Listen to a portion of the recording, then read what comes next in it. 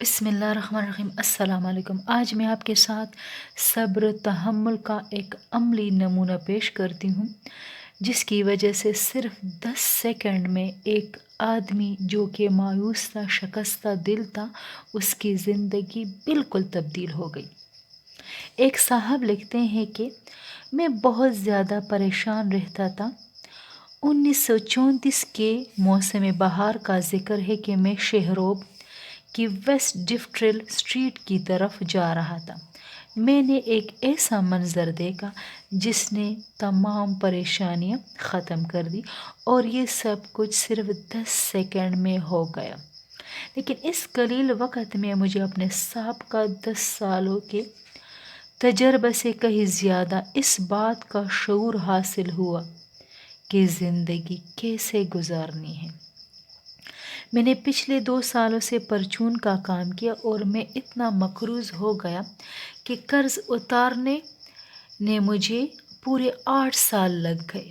میرا grocery store پچھلے ہفتے سے بند ہو چکا تھا، اور بینک سے قرضہ لینے کے لیے میں کنساس جا کر کوئی ملازمت تلاش کر سکوں وہاں جا رہا تھا۔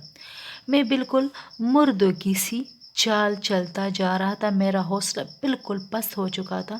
دفعتاً میں نے ایک ایسے معذور کو دیکھا جو دونوں ٹانگوں سے معذور تھا، اور لکڑی کے چھوٹے سے تختے کو پہیے لگا کر اس پر بیٹھا ہوا تھا، اور چھوٹی سی لکڑی کی مدد سے اپنی تختہ گاڑی کو چلاتا جا رہا تھا۔ جب میری نظر اس پر پڑی تھی، وہ سڑک عبور کر چکا تھا اور فٹ پاتھ پر چڑھنے کے لیے اپنے آپ کو اونچا کرنے کی کوشش کر رہا تھا۔ وہ دونوں پاؤں سے معذور تھا۔ جوں ہی اس نے نیچے اپنے تختہ کی بنی ہوئی ریڑھی کو دیکھا تو اس کی نظر مجھ پر پڑ گئی۔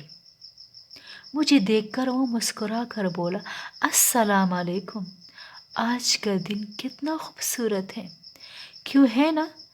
جب میں نے اس کی طرف دیکھا تو میں نے محسوس کیا کہ میں کتنا خوش قسمت اور مقدر کا سکندر ہوں کہ میری دونوں ٹانگیں میرے جسم کے ساتھ موجود ہیں، جن کی مدد سے میں چل پھر رہا ہوں۔ اب سے پہلے جو مردوں کی طرح کا احساس مجھ پر حاوی ہو چکا تھا، مجھے شرم محسوس ہونے لگی، کیونکہ میں خود سے کہنے لگا تھا کہ یہ مجبور انسان جو ٹانگوں کی نعمت سے محروم ہے، کس قدر خوش و خرم ہے، پر اعتماد ہے، اور مسکرا مسکرا کر باتیں کر سکتا ہے۔ تو میں ایسا کیوں نہیں بن سکتا؟ میری تو ٹانگیں بھی بفضل خدا درست ہیں۔ اس سوچ کا آنا تھا کہ میری چھاتی فخر سے تن گئی۔